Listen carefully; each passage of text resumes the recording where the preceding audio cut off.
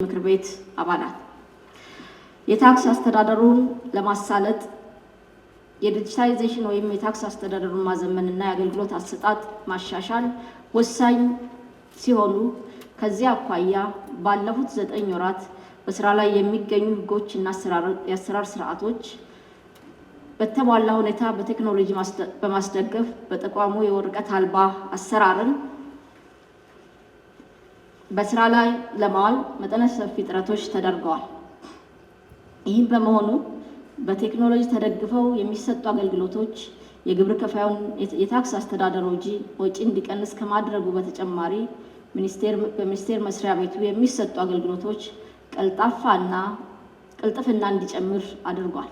በመሆኑም በሀገር ውስጥ ታክስ አስተዳደር በስራ ላይ ያለው ቴክኖሎጂ ማሻሻል አዳዲስ ቴክኖሎጂ ስርዓት የማልማት ስራ የቀጠለ ሲሆን በአሁኑ ሰዓት በስራ ላይ ያለው ሲክታስና የዚሁ ንዑስ ስርዓት የሆኑት የኤሌክትሮኒክ ማሳወቅ የኤሌክትሮኒክ ክፍያ ስርዓቶች ላይ ሰፊ ማሻሻያ ስራዎች በመስራት ሲስተሙ አገልግሎት እንዲቀጥል አድርገናል።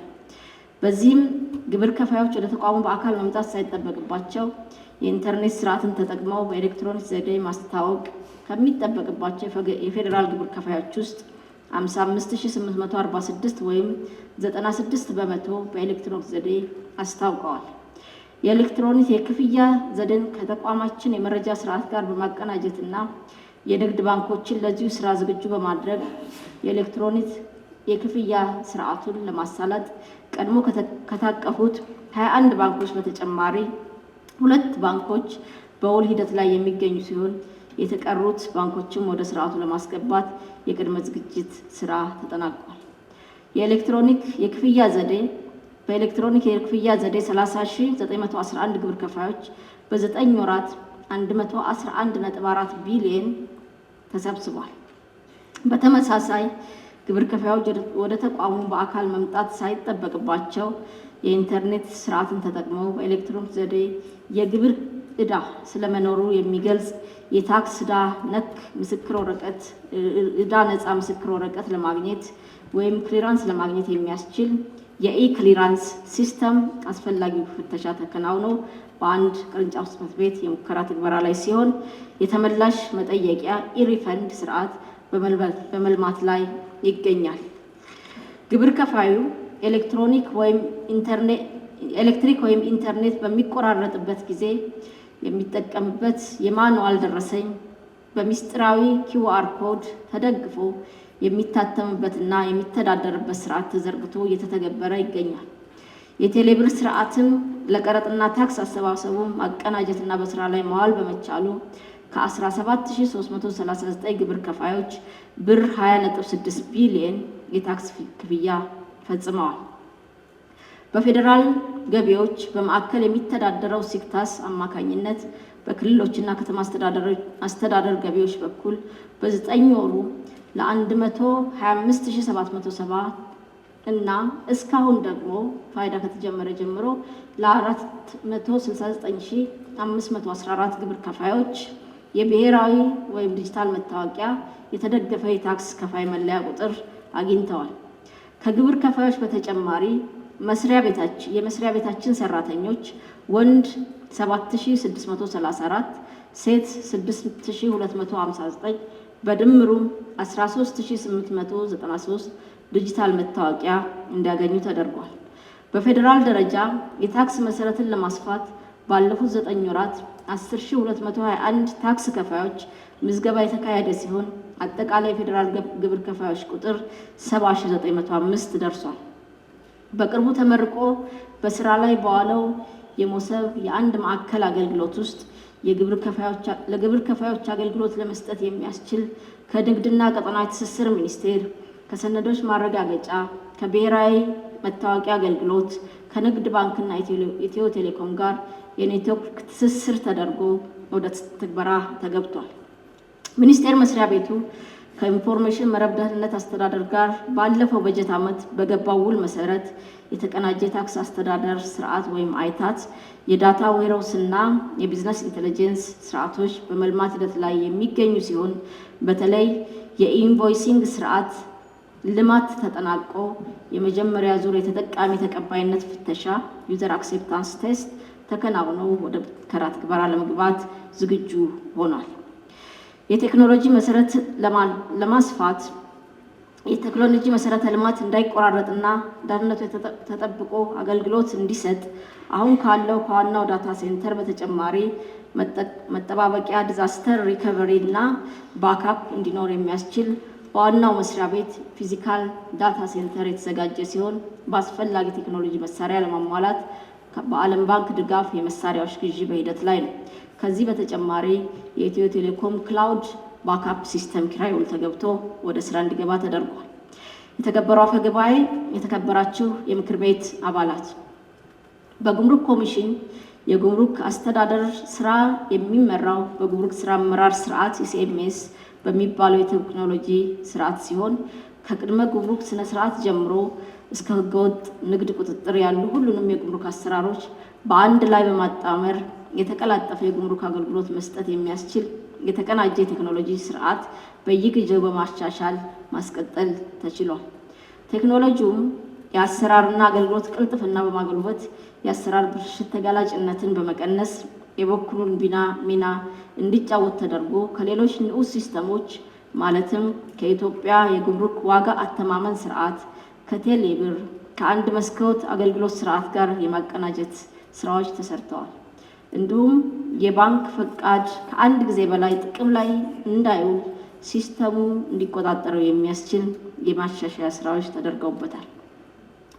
የኤሌክትሮኒክ ካርጎ ትራኪንግ ፕሮጀክት አፈጻጸምን በተመለከተ ወደ ሀገር የሚገቡና ከሀገር የሚወጡ ጭነቶች ደህንነታቸው ተጠብቆ ወደ መዳረሻቸው እንዲደርሱ ገቢና ወጪ እቃዎች በተፈቀደላቸው ጊዜና መስመር መጓዛቸውን ለማረጋገጥና ጭነቱን በመክፈት የሚደረግ ቅሸባና የዕቃ ለውጥን ለመከላከል እና የጉምሩክ ኬላዎች ላይ ለፍተሻ የሚባክነውን ጊዜ ለማስቀረት የሚያስችል አዲስ የቴክኖሎጂ ስርዓት ሲሆን ስርዓቱም ህገወጥ ተግባር ተፈጽሞ ከተገኘ ፈጣን እርምጃ መውሰድ የሚያስችል መረጃን ወዲያውኑ ለማዕከል ለማድረስ የሚያስችል ነው።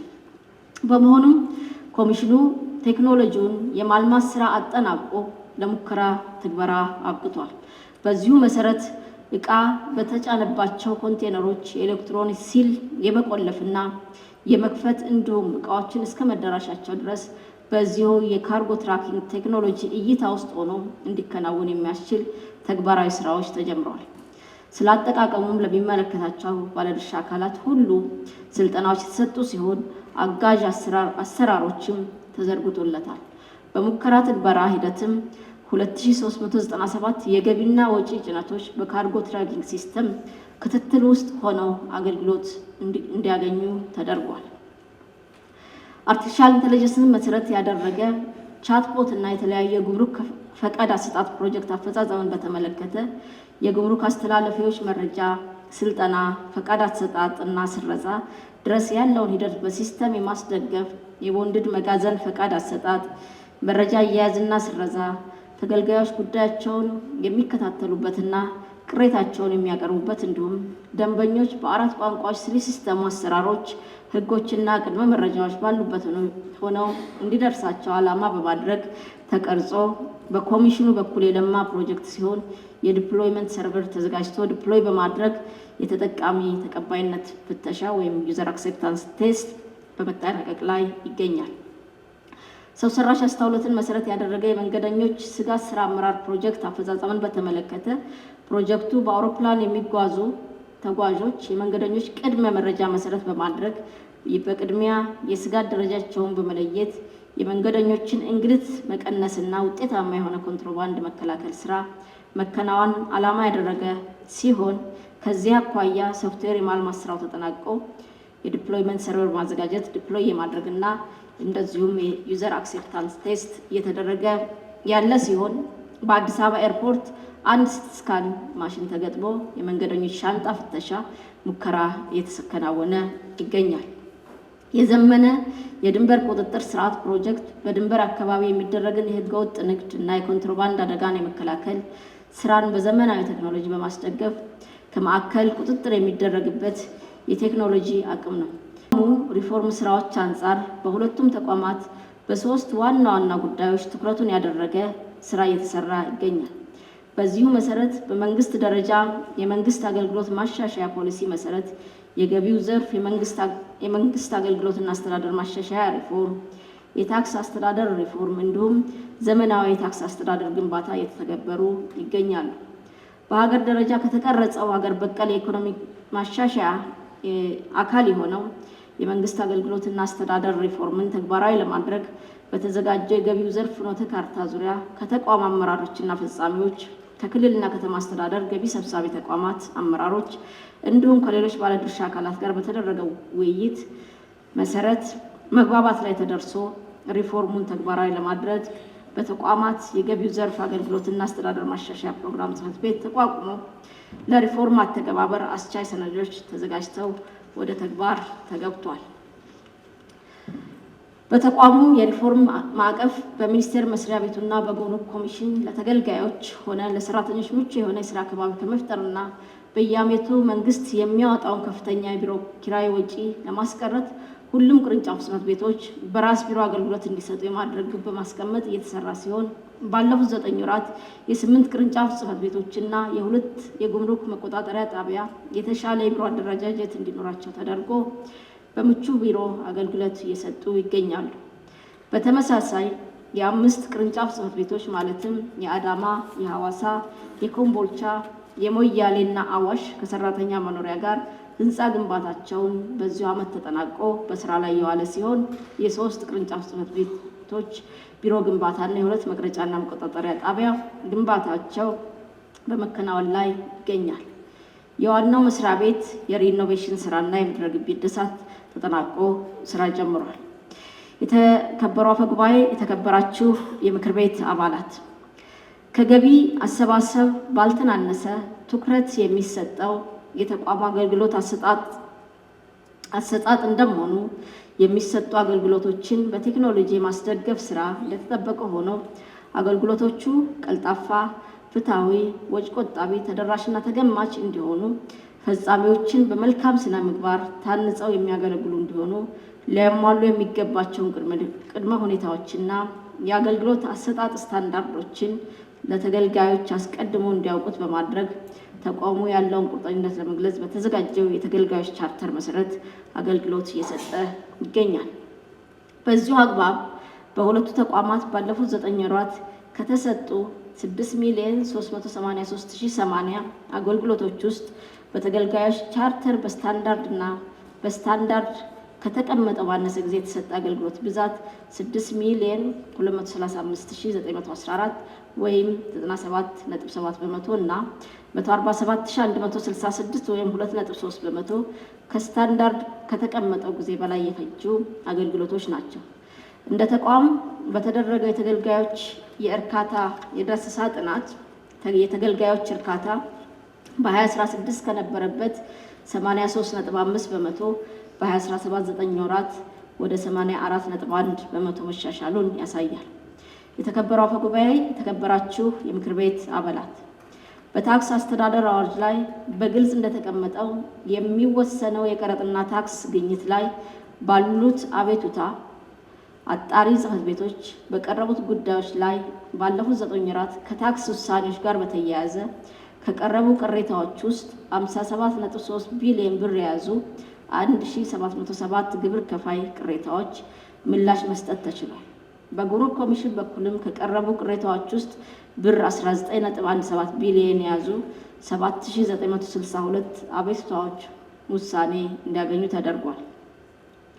ባለፉት 9 ወራት ጊዜ ውስጥ በታክስ ይግባኝ ኮሚሽንና በመደበኛ ፍርድ ቤት ይግባኝ ተጠይቆባቸው በአጠቃላይ በክርክር ላይ የነበሩ 27.33 ቢሊዮን የያዙ 740 መዝገቦች ሲሆኑ የገንዘብ መጠናቸው ብር 12.79 ቢሊዮን የያዙ 370 መዝገቦች ውሳኔ አግኝተዋል። ከነዚህ ውሳኔ ካገኙ የክርክር መዝገቦች መካከል የገንዘብ መጠናቸው ብር 8.2 ቢሊዮን የሆነ 229 መዝገቦች ለሚኒስቴር መስሪያ ቤቱ ሲወሰን የገንዘብ መጠናቸው 3.96 ቢሊዮን የሆነ 105 መዝገቦች ለታክስ ከፋዮች ተመዝግበዋል። የገንዘብ መጠናቸው ብር 624.41 ሚሊዮን የሆነ 36 መዝገቦች በድጋሚ ለውሳኔ ለስር ፍርድ ቤት ተመልሰዋል። በጉምሩክ ኮሚሽን በኩል በአጠቃላይ በቅርንጫፍ ጽሕፈት ቤቶችና በዋናው መስሪያ ቤት በ9 ወራት ውሳኔ ካገኙ የፍትሐ ብሔር መዝገቦች መካከል የመርታት አቅምን በመዝገብና በገንዘብ በአማካይ 81.41 በመቶ ሊሆን ችሏል። ከአጠቃላይ ውሳኔ ካገኙ 741 መዝገቦች ውስጥ 576 ወይም 77.73 በመቶ መዝገቦች ለኮሚሽኑ የተወሰኑ ሲሆን ቀሪዎቹ 165 ወይም 22.27 በመቶ መዝገቦች ለተከራካሪ ወገን ተወስኗል። ከዚህ በተጨማሪ የቀጥታ የፍትሐ ብሔር ክርክር የተደረገባቸው ብር 599 ሚሊዮን የያዙ 84 መዝገቦች ሲሆኑ ከነዚህ መዝገቦች ውስጥ ውሳኔ የተሰጠባቸው ብር 188 ሚሊዮን የያዙ 29 መዝገቦች ናቸው። ውሳኔ ከተሰጠባቸው መዝገቦች ውስጥ ለሚኒስቴር መስሪያ ቤቱ የተወሰኑ መዝገቦች ብዛት 23 የሆኑ የገንዘብ መጠኑ 186 ሚሊዮን ብር ነው። የመርታት አቅምን በቀጥታ ክስ መዝገብ 95.8 በመቶ ሲሆን በገንዘብ ደግሞ 99 በመቶ መሆን ችሏል። የተከበሩ አፈ ጉባኤ፣ የተከበራችሁ የምክር ቤት አባላት፣ የቀረጥና የታክስ አስተዳደር ስርዓቱን ጤናማነት ለማረጋገጥ ብርቱ ክትትልና ቁጥጥር የሚያስፈልገው እንደመሆኑ በተቋሙ ከተለያዩ አጋር አካላት ጋር በመተባበር በርካታ ተቋማዊ የመፈጸምና የማስፈጸም አቅም የመገንባት ስራዎች ሲከናወኑ ቆይተዋል። በዚሁ መሰረት ከተከናወኑ ዋና ዋና ስራዎች ለተከበረው ምክር ቤት እንደሚከተለው አቀርባለሁ። የተቋሙን የመፈጸም አቅም ለማጎልበት በ2017 በጀት ዓመት በ9 ወራት በተለያዩ የስልጠና ርዕሶች ለ3807 የሀገር ውስጥ ታክስ አስተዳደር፣ የጉምሩክ አስተዳደርና የክልል የታክስ አስተዳደር አመራሮች እና ባለሙያዎች ስልጠና ተሰጥቷል። በስልጠና ከተሳተፉት ውስጥ 1429 ሴቶች ሲሆኑ ከዚህ ውስጥ 359 ወይም 35 በመቶ ደግሞ ሴት አመራሮች ናቸው። የዘርፉን ፈጻሚና አመራሮች መልካም ስብዕናን ለመገንባት በስነ ምግባራዊ አመራር፣ በሞራል እሴት ግንባታ፣ በሙስና ጽንሰ ሀሳብና በሌሎች ጉዳዮች ዙሪያ በድግግሞሽ ለ14700 ሰራተኞች ስልጠና ተሰጥቷል። የሀብት ምዝገባን በተመለከተም በበጀት ዓመቱ ባለፉት 9 ወራት ለ831 የመጀመሪያ ሀብት ምዝገባ፣ ለ6564 ሰራተኞች የእድሳት ሀብት ምዝገባ ተደርጓል። 112 ሰራተኞች የአገልግሎት ማቋረጥ ሀብት ማሳወቅ ምዝገባ እንዲያከናውኑ በማድረግ የክሊራንስ አገልግሎት ተሰጥቷል። ከስነ ምግባር ጉድለት ጋር በተያያዘ የቀረቡ ጥቆማዎችና በተደረጉ ክትትል ስራዎች የዲስፕሊን እርምጃዎች የተወሰደባቸው 349 አመራሮችና ባለሙያዎች ሲሆኑ ከነዚህ ውስጥ 17ቱ ከስራ የተሰናበቱ፣ 13 የዲስፕሊን ክስ ላይ ያሉ፣ 16 ለቀጣይ እርምጃ ወደ ወንጀል ምርመራ የተላለፉና በ303 ሰራተኞችና አመራሮች ላይ ከቀላል እስከ ከባድ የዲስፕሊን እርምጃ ውሳኔ ተሰጥቶባቸዋል። የተከበረው አፈ ጉባኤ፣ የተከበራችሁ የምክር ቤት አባላት፣ ለዘርፉ ከተሰጡ ተግባርና ኃላፊነቶች ጎን ለጎን ባለፉት 9 ወራት ዘርፈ ብዙ የማህበራዊ ኃላፊነት ስራዎች ተከናውነዋል። በዚህ መሰረት ከአረንጓዴ አሻራ ስራዎች አኳያ 41851 ችግኞች ተተክለዋል። በአዳማ 18 እና በአፋር 20 ብር 11.5 ሚሊዮን የወጣበት የአቅመ ደካማ ቤቶችን በመገንባት ተላልፎላቸዋል። ከዚህ በተጨማሪ በአዲስ አበባ ከተማ በ13 ሚሊዮን ብር አንድ የምገባ ማዕከል በመስራት አስረክበናል። እንዲሁም ለ1000 ተማሪዎች 1.8 ሚሊዮን ብር ወጪ በማድረግ የተለያዩ የትምህርት ቁሳቁሶች በመግዛት ድጋፍ የተደረገና ሁሉም አመራሮችና ሰራተኞች በቋሚነት ከደመወዛቸው በማዋጣት 306 ህፃናት እየደገፍን እንገኛለን። የተከበረው አፈ ጉባኤ፣ የተከበራችሁ የምክር ቤት አባላት፣ ባለፉት 9 ወራት ጠንካራ የዝግጅት ምዕራፍ ስራዎች በመሰራታቸው ተቋሙ የገቢ እቅዱን ለማሳካት የገቢ ፊዚካል ስራዎች ላይ ልዩ ትኩረት ሰጥቶ መረባረብ በመቻሉ ከላይ እስከ ታች ጠንካራ የሆነ የባለድርሻ የአመራርና የሰራተኛ ቅንጅታዊ አሰራር ተጠናክረው በመከናወናቸው ለእቅዱ አፈጻጸም ጠንካራ የክትትልና የድጋፍ ስራዎች ዲስፕሊን መመራት ወይም መተግበር በመቻሉ የታክስ አስተዳደሩን ለማዘመን የተሰሩትና እየተሰሩ ያሉ የዲጂታይዜሽን ስራዎችን ተጠናክረው በመቀጠላቸው ህገወጥነትና ኮንትሮባንድን በመከላከል ረገድ ያለው ቅንጅታዊ አሰራር የተሻለ ለውጥ እያሳየ በመምጣቱ በመልካም ጎኑ የሚወሰዱ ሲሆኑ ይህንንም ስኬታማ ስራ በቀጣይም ይበልጥ በማጎልበት የመንግስት የልማት ወጪ በሀገራዊ ገቢ ለመሸፈን ሁለንተናዊ ጥረት የሚደረግ መሆኑን ለተከበረው ምክር ቤት እገልጻለሁ።